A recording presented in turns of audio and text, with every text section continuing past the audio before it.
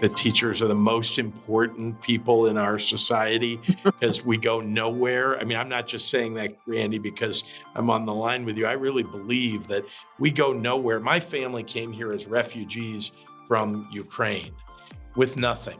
And there's no way that my family could have succeeded if they hadn't been provided, by the way, a free public education. And so it's extraordinarily important that we have teachers who are kind of lifting up families that really need it and carrying the generations forward with opportunity that comes with an education. It's important to be part of a union because you have to have a voice. Welcome to Union Talk. I'm Randi Weingarten. Welcome to another episode of Union Talk. I am really excited about this episode because we have two of the most phenomenal people I know, and they are in public service, and they are going to talk to you together for the next half an hour or so. These guests are the governor of New Mexico and the governor of Illinois, Lujan Grisham, the governor of New Mexico, and J.B. Pritzker, the governor of Illinois. And they are incredibly busy, and to have all three of us together at the same time for 30 to 45 minutes is really a miracle. But before I start, I want to just emphasize this little ditty that we say all the time. Elections matter, because they do, and you see that big time in New Mexico and in Illinois.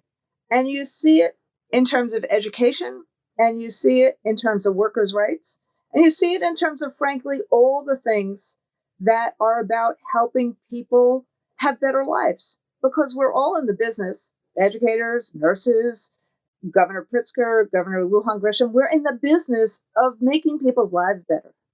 And so, New Mexico, I remember the days of Susana Martinez, who just went into privatization, and found all sorts of different ways to keep New Mexico at the bottom of everything. And then you have Governor Lujan Grisham, and I've watched in the last several years, the last 4 years, her education moonshot, which was not just on paper, but I've watched her change education prospects in New Mexico. That's the difference of governors working with educators and parents for the sake of our kids, or just blasphemizing them. And then in Illinois, there were the days of Bruce Rauner, who attacked working people, who cut public education funding, who did everything in his power to pit people against each other, kind of, sort of, like Ron DeSantis does in Florida right now. And you had J.B. Pritzker walking in, winning, now being reelected. And what Governor Pritzker has done is that Illinois has regained its luster as this muscular Midwestern state who kind of owns the country these days. We were just teasing about it before the podcast started. Just the work on changing the dynamics in terms of Illinois, on Illinois being a union state, on banning assault rifles in the last few weeks, in ensuring that that the land of Lincoln is the land of freedom. All of these things on labor, on education, on human rights. That's what these two governors have done in their states. And they are leaders, frankly, the leaders in the nation. But there's another side to it, which these two governors have to deal with all the time, which is a fight for democracy, a fight for freedom, a fight for families, culture wars in schools. And what we see, and I'm going to kind of end with this, we've just done polling of the public and of parents. And frankly, by 85 to 15%, parents and the public really want Congress, and frankly, I would argue you see this in your states as well, to focus on improving schools through greater support rather than a kind of investigative agenda that Leader McCarthy seems to have. And frankly, we're seeing that by 80 to 20%, parents and the public want to invest in public schools, not privatization. But what the two of you have done is you're actually doing this work. You're actually creating the trust on the ground. How do we actually give the public the kind of sense of trust that our public institutions, particularly education, can work? So I'm going to start with Governor Lujan Grisham, which is you've done in New Mexico some amazing things to address the teacher shortage. And I know I was out there with you last year when you had like 4 or 5 things together in terms of addressing them. And one of those things where you actually increased teacher salaries so that they're now the highest paid in the Southwest. And you decoupled student assessments from teacher performance reviews, and you actually reduced paperwork, and you increased community schools, and I can go on and on. How did you pick these things as ideas, and how are they working in the state?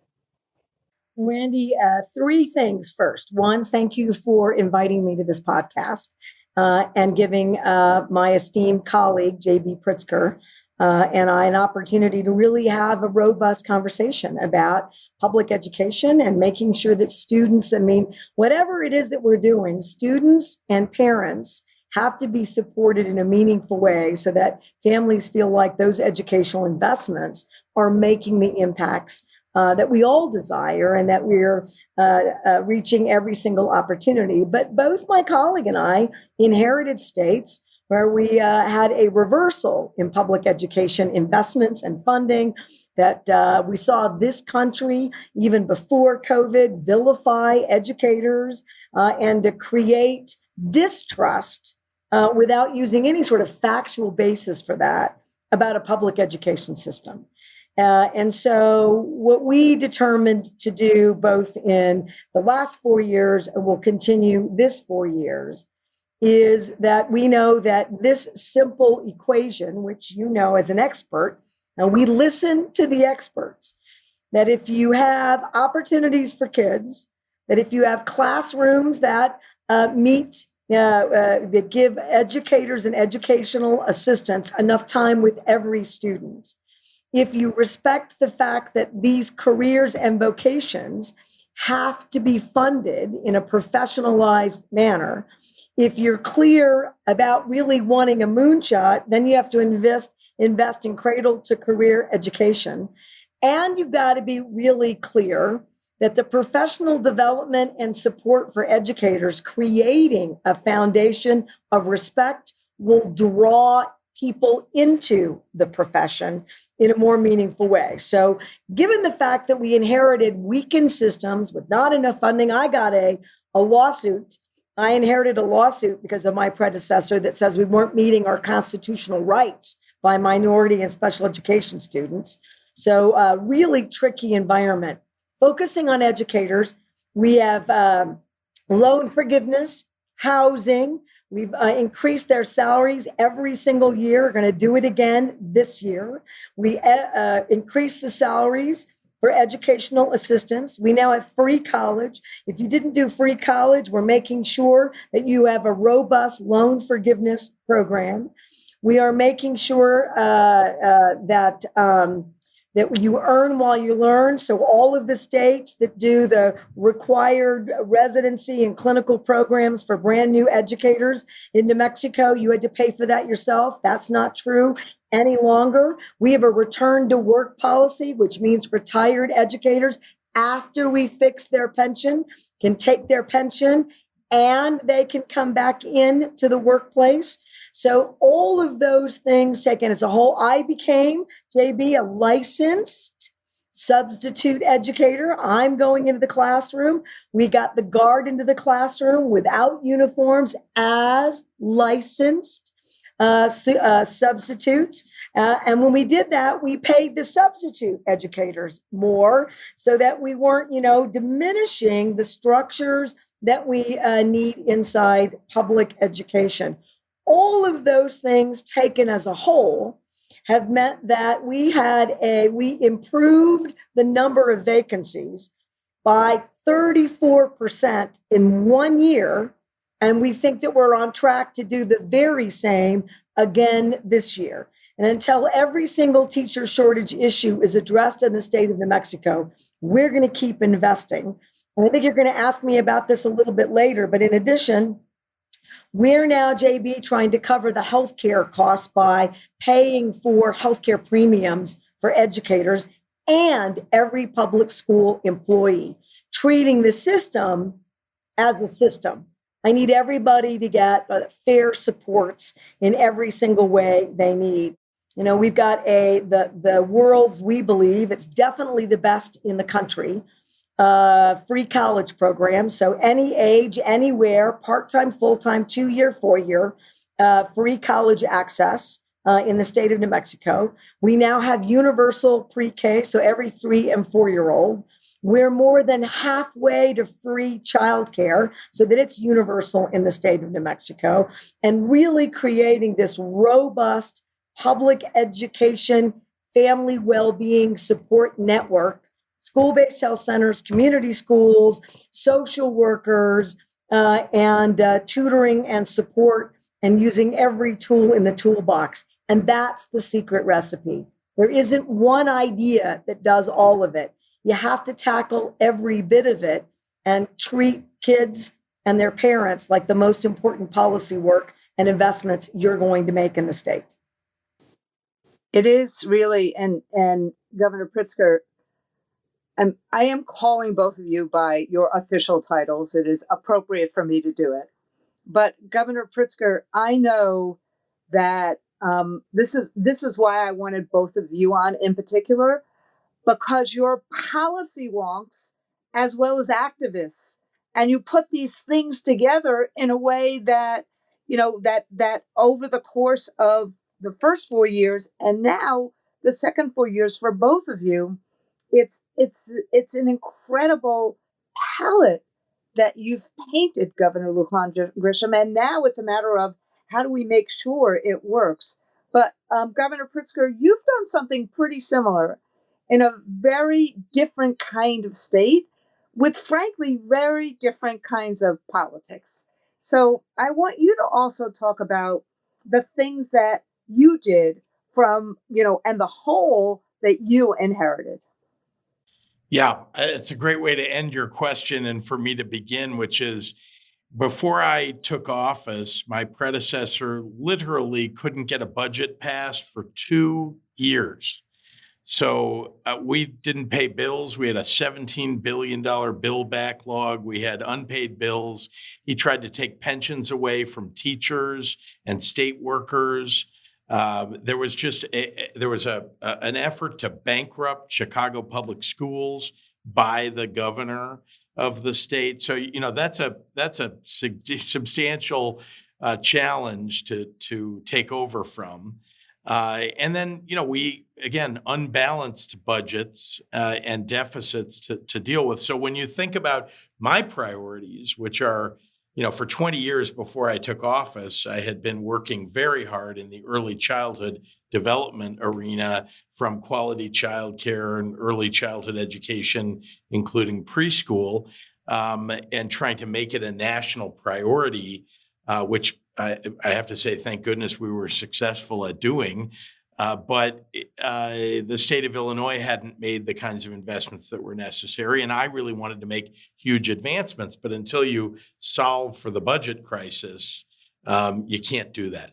Nevertheless, we did all of what I was focused on, which is stabilizing our budget, making sure we could actually focus on education. And in my first 4 years, which I'm now just starting my second term, my first 4 years, we increased education funding by $1.4 billion. We stopped all the talk of cutting pensions. We're actually funding the pension system in a way that we've never done before. And we are making real strides at investments in early childhood and quality childcare. In my first 4 years, again, think of me as I took office wanting to make enormous advancements in education and seeing that the coffers were bare. And so here we are beginning my second 4 years, and we've stabilized the situation so that I can now make the kinds of investments that we really need to advance education across the board.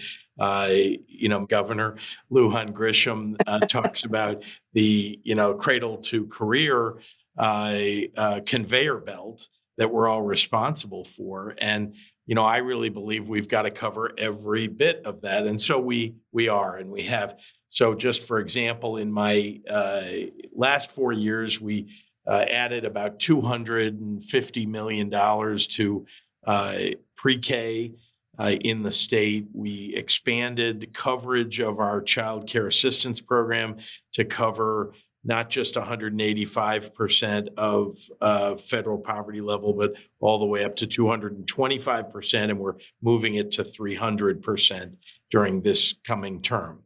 And then what I proposed in my inaugural address, and we're about to propose in our budget, is making pre-K universal. And this is a big state. So, just to be clear, this is not an insubstantial move in our state. And then we have childcare deserts across the state. Remember, we're 57,000 square miles in Illinois.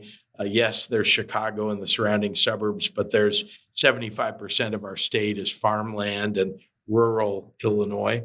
So we've got childcare deserts in the city too, but of course across rural Illinois. So I've proposed, and I'm going to, in my budget, give the details of providing childcare to every working class and middle class family, and making sure that we're covering preschool for everyone that can't afford it. And then, so that's on the one end of and I should mention, by the way, that home visitation is enormously important. I know that Governor Lujan Grisham also has a big program to do that in New Mexico, but we're expanding that program as well. So I talked a little about K-12 education, the amount of money we put in to improve teacher pay. I raised the minimum wage for teachers across the state substantially, and we are paying teachers better. I always think that teachers are the most important people in our society because we go nowhere. I mean, I'm not just saying that, Randy, because I'm on the line with you. I really believe that we go nowhere. My family came here as refugees from Ukraine with nothing. And there's no way that my family could have succeeded if they hadn't been provided, by the way, a free public education. And so it's extraordinarily important that we have teachers who are kind of lifting up families that really need it and carrying the generations forward with opportunity that comes with an education. So let me just last talk about, post-secondary education. Very important that we expand, and we are, our community college offerings. I want to make sure that college is free for everyone who can't afford college. And that to me means median income and below in the state of Illinois. And so we're moving steadily toward that. I took our scholarship program for the state, which was $400 million, and increased it to $600 million.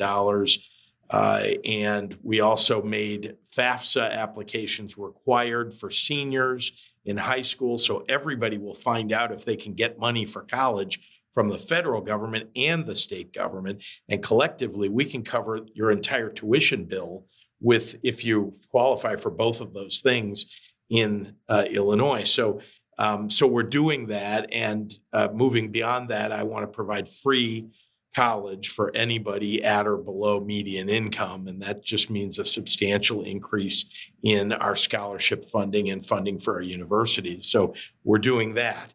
And again, I want to finish with the goal here is better lives for our families and for our children. Our focus and investment in education, and I know that both Randy and Michelle agree with me that we, if we aren't educating our children properly and offering an opportunity for adults to advance with skills education or a higher education degree, we're not doing our jobs. We're not doing what we really need to do, which is to lift up society, make, in my case, Illinois families better off as a result of the interactions that government has with them. So I'm really excited about what we're doing in education, and it's a lot of component parts that collectively are about taking people from early childhood, in fact, from birth, really all the way through having a higher education degree and getting a great job. And I know, Randy, you want to ask us another question, but and you should. But I failed to do two things. And one of it is, this is how governors challenge each other to think about ways to be bolder. I am quite literally following JB's lead in gun violence and calling for a ban on assault weapons and weapons of war. And it's that kind of leadership, that spurs other states to think about ways in which we can partner and create the best standards. That's also then, that creates more safety in schools and for educators and students, and all of that rolls up. But JB, we did two things that I know will create sustainability, because you said elections matter. And there'll be new governors. There'll be a new governor in 4 years in New Mexico because I'm term limited. New Mexico now has a constitutional right to child care and pre-K, and just ratified by the U.S. Congress. And we set up trust funds that are now one is nearly $5 billion. So in addition to our funding formula, in addition to the endowment fund, in addition to the $2 billion that we've invested in public education, we now have this clear constitutional right that it has to hold, which means that future elected leaders can't go backwards. And that's how I know that families and education policies and educators will get the support here that they need forever. And I hope that JB, as a result of this podcast, so Governor, that we can encourage other governors to really make clear that these investments matter. And if we do them all across the country, they'll stay because they're going to have the outcomes that students and parents desire. Well, that's why I wanted both of you together, because you both talked in the last 10 or 15 minutes about a lot of component parts that are necessary to create an opportunity net. It's not just a safety net. It's an opportunity ladder or ladders that you've created together. And the question I have, I had a bunch of different questions, but, Governor Lujan Grisham just got to the assault weapon ban that Governor Pritzker just did in the aftermath of what happened in the suburbs of, Chicago this summer, something that others are trying to do. But those constitutional amendments that you did, Governor Lujan Grisham, and passed them are pretty remarkable. And so I had a bunch of other questions, but this is the one I'm going to ask both of you. You have a really different theory of the case about how to help Americans and people in your state than a guy like Governor DeSantis or Governor Abbott. It is this kind of lifting up all boats. It is this kind of inclusive, we are better. We are better as a society, as opposed to tear down, divide, divide, divide. What are both of you thinking right now in terms of this moment that we're in America? How do we create the trust that this is the right solutions in the right ways? Well, Sorry, I was going to ask you the easy questions. I went to the hard one. I love it because it gets to the heart of I think, why Governor Lujan Grisham and I both choose to be in public service. We have a set of values that starts with lifting up families, making their lives easier, making sure that we're providing a pathway to success for everybody in our states. And that means, tackling a lot of challenges, there's no doubt. But remember that for a lot of people, I think over too many years, they've felt like government really hasn't done much for them. And, that even though, that the experience is, we've got, public roads that are available, public schools that are available, and so on. It feels to many people as if what is the purpose of government? I don't feel it. Politicians make promises and don't deliver. And that's a lot of reason why people have voted for example, in my opinion, voted for Donald Trump. It was like, blow up the system. I'll vote for him not because I think government's going to do more for me, but because, hey, nothing else has worked. I'll push the button to the red button to blow it up by voting for that guy. And by the way, they're his mini me's who ran all over the country, men and women who are election deniers and who want to take us backward and dismantle everything that really does help families. So we have a set of values that says that, that lifting up families, lifting up people who need just a little helping hand is a primary function of our jobs. So I'll give you an example of something that we did. It's within the realm of the families that have as head of household teachers, for example, which is, we passed paid leave for every worker in Illinois. And we've been trying to do this for years, just like we've been trying to get an assault weapons ban passed for years. But finally, and not just my leadership, but a lot of people coming together to make this happen, we have paid leave. Every working person knows that there are unavoidable circumstances that prevent you from doing your job. And for far too long, we've refused to accept this inevitability, and we've penalized workers for dealing with family emergencies, broken down cars, all the complications that people can face in their lives. And so I was very proud to get this bill passed, and of course I signed it as fast as I could. I just think that that's an example of, it makes people's lives just a little bit easier. And if we can add up, I talked earlier about the component parts of of education. If we can just add, things on top of each other that really lift some of the burdens on working families, we're doing our jobs. We're making a real difference. And again, it's our philosophy about a focus on lifting up people often who've been left out and left behind. I mean, I can't agree anymore with that. It's those values that really make a difference. And you've got a Democratic national agenda that is really clear about equality and fairness and justice and engaging and investing in policies that make it easier for families. And then you've got a national Republican agenda that says, if it's hard for you right now, the best thing that you can do is to make it hard for somebody else. Well, what an outrageous, selfish, divisive platform, which in the end, even if there's a momentary sense by an individual or a voter that, yeah, that's right, you know what, if I can't have it, you can't have it either, or if you've got it, I'm going to take it from you. I think Americans are in large part, and thank goodness, discarding that angry, divisive, unfair tactic about who we are as Americans.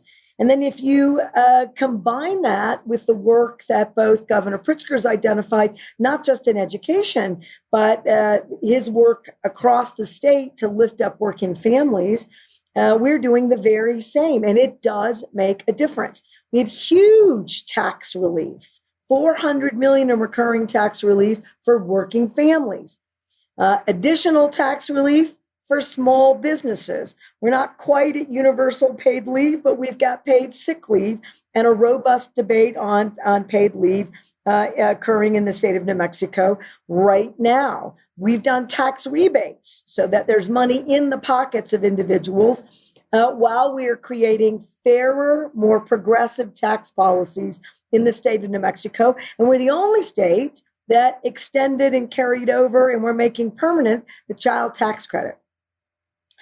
When you're doing all of that work, then families feel like they are getting a fair shake. Right. And that they can make it because we're clear about all the pieces that they need, frankly, all at once. And we're all shouldering both those burdens and the rewards that those opportunities bring to each and every one of us. And we're the only state right now moving folks out of poverty. We have the second best record in the country for moving families and kiddos out of food insecurity.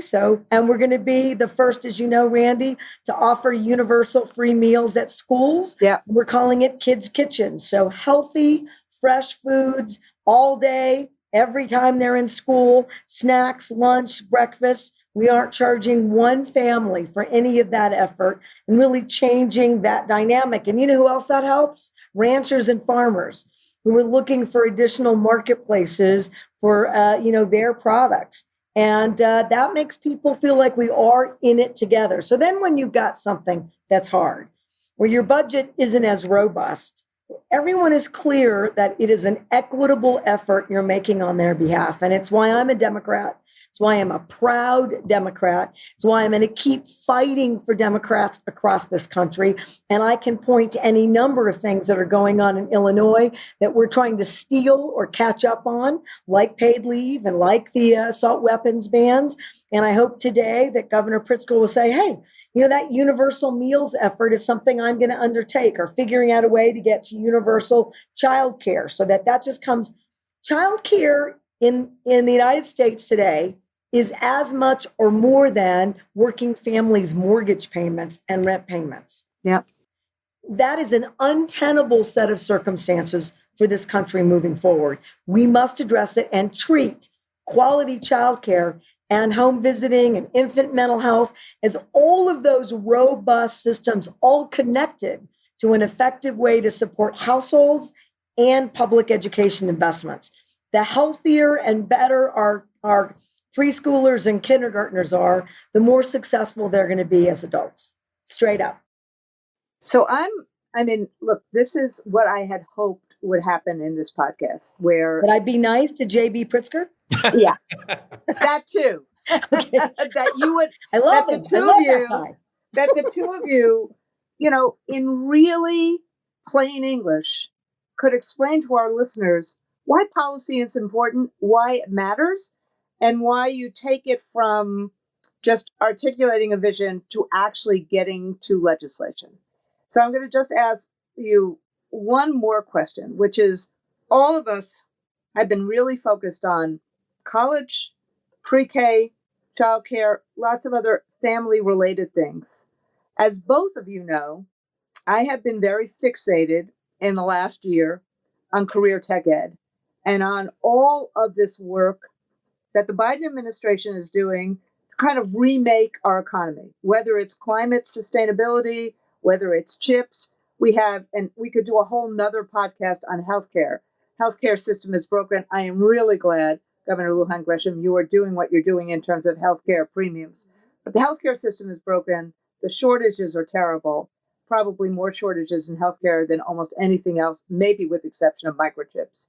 And so what role do you see that kind of public schools, particularly high schools, community colleges, can have in the workforce development that is needed in this new economy?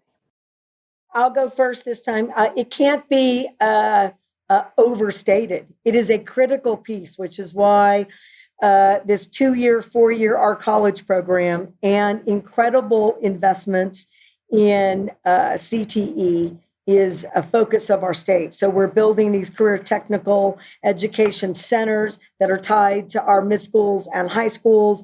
We're paying directly into apprenticeship programs that are operated by any number of trades and unions. Same for private sector. We're tying it to our economic investment tools, like our local economic development funds, LEDA, and our JTIP, our job training partnerships. We want no wrong door to make sure, and we want young people to earn while they learn and to get credit and accreditation for higher education. So we put all of those tools together, really working diligently at growing that opportunity and making sure that our families, mid-schoolers, and high schoolers are clear.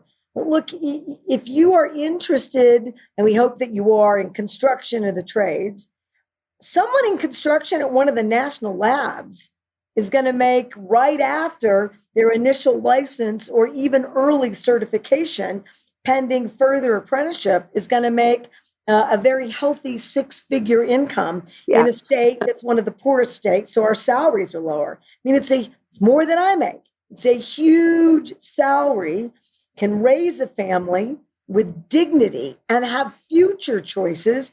And then if you get hired on by one of those national labs to run those construction crews, now you're doubling those salaries. So we're really making the case. Plus, these are incredible work and life skills that as you make, which is why our college program isn't just about right after high school. This allows career paths to, change as our workers change and age, about what it is they want to do for their families. And I know that you toured one of those career technical education centers. We're building more, and we could do a better job. And I cheated a little bit, Governor. I've been working with Randy on how I make these connectors work a little more seamlessly and incentivizing that in our high schools in particular. But that's what we want. We want the navigation now and the credits and accreditation to work a little bit more flexibly to make sure that the CTE investments that we're making are realizing the future potential that we need. Thank you. Well, first of all, there's an awful lot, there's no doubt about it, that I want to copy from what Governor Lujan Grisham is doing. And I have to say, one of the great things about the Democratic governors is that we really have worked together, and I think drawn in many ways together by the challenges and tragedies around COVID-19. But we even began, because we got elected at the same time, to develop those relationships early on. So Gretchen Whitmer and Tony Evers and Tim Walz and so many others. So I just want to acknowledge that. But look, again, this is about, education is about delivering for people a better life. And so how do we do that? Vocational training, career technical education, university education, and making it all affordable. And recognizing that people also choose not to go to college. There are plenty of people who have challenges in their families or otherwise, and they say, I don't want to go to college. I want to get, an education, a skills education that allows me to get a good paying job. As Michelle said, a six-figure job can be had by somebody who isn't going to a 4-year university and racking up debt today to do so. So we've invested substantially in vocational training in our high schools. And for example, taking kids from high school and putting them through a healthcare path program, we call it a PATH program here, to bring them into nursing or other healthcare degrees, because we have plenty of those jobs. In fact, let me just be clear. We have jobs galore right now. I mean, we have way more jobs available than there are people. Same here. So everybody moved to Illinois and New Mexico. We want all those teachers from states, and all of those laborers that want an incredible job ought to be moving to Illinois, working for this governor and their private sector. So that's Thank you for doing that, JB. Come to our states. And there are two things that I want to say about, in the process of preparing people for good paying jobs, we also have, we have a strong union movement in the state of Illinois. And we secured that with the Workers' Rights Amendment that was passed and put into our Constitution that really does protect our workers and their right to organize. But along with that, we prioritize here two really important things. One is equity. All of what we're trying to accomplish can't be done going forward unless we are bringing people into the workforce who've been often overlooked and left out and left behind. And that, happens to be Black and brown people. And it also happens to be people who live in poorer rural areas of our state. Yeah. And so we've got to give them the skills and the job opportunities and connect those two. So it's not just about like you get the education and then good luck finding a job. It's how about if the conveyor belt of cradle to career actually ends in a career, Right. And not just a graduation and a certificate or a diploma. I just today, I just in the last 2 days, actually, I just want to cite these two things that happened. One is we made an investment in Rockford, in Rock Valley College, to develop a program that is creating airline mechanics. Why? Because there's a company located in Rockford that can't find enough people to fill the airline mechanic jobs that they need. And so we partnered with them and literally we're churning out hundreds of people who immediately get to work for more than $50,000 at the start. And after a few years, they get to $80,000, $90,000, and $100,000 a year. So that's one thing that, we announced that yesterday. That was a doubling of a program we already started 2 years ago. And then just today, we have a program in Illinois called Illinois Works, where we are bringing people of color and women into the trades, into the union trades. And they need pre-apprenticeship programs so they can get an apprenticeship. And we have loads of available apprenticeships. Every one of the unions that I talk to is dying for more people to join. And so we're preparing more people, in particular, people of color and women, to go into those jobs. And it's very exciting. We just announced today an expansion of that program as well. So I just wanted to give those two examples because you asked, what are we doing to actually land careers for people? At least that's how I heard the question. And, taking them from vocational training and certificates that they can earn in community college to actually getting in a job. And the answer is we're taking industry and education and putting them together and making sure that there are good paying jobs and union jobs at the end of that conveyor belt. So I know we are well beyond time.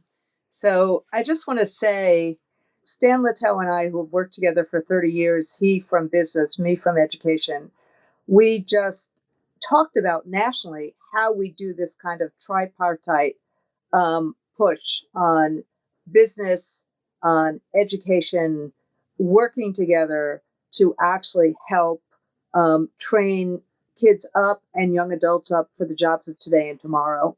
But we need an all-of-government approach, and both of you are doing it. We need the federal government to step up and to change the federal work study program to do more of the earn and learn. But if you don't have people like the two of you on the ground, it's not going to happen.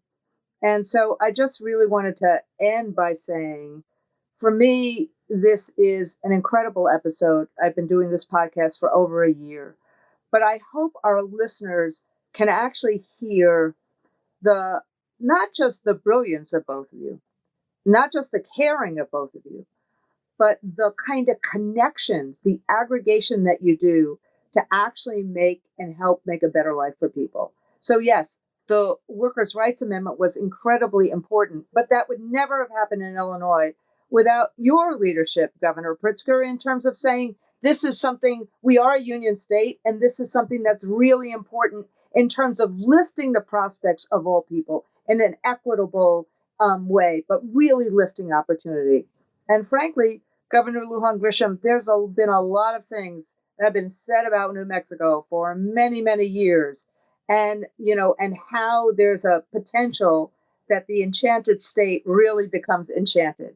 And you have done this kind of work that has made the state into a real industrial and economic powerhouse. And you're moving to ensure that all those institutions that help people, from childcare to healthcare to college, that they really, really, really work, centering educators on it and in a state and in a country that frankly hasn't really listened to educators. So I just really want to thank both of you for not only your time, but for your soul and for the willingness to take the slings and arrows that are always thrown at you and to do the work that helps make our country better, lifts up education and healthcare and workers, and makes a difference in the lives of others. Really, really, really thank you for today. Thank you. This was great. Looking forward to seeing you soon. Fantastic. Thanks, Randy. Thank you. And for everyone else, that's the end of our podcast for today. And until next time, take care.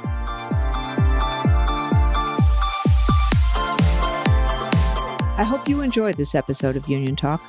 Remember to subscribe wherever you listen to your podcast and tune in every other week for a new episode. Thank you, be safe, and be well.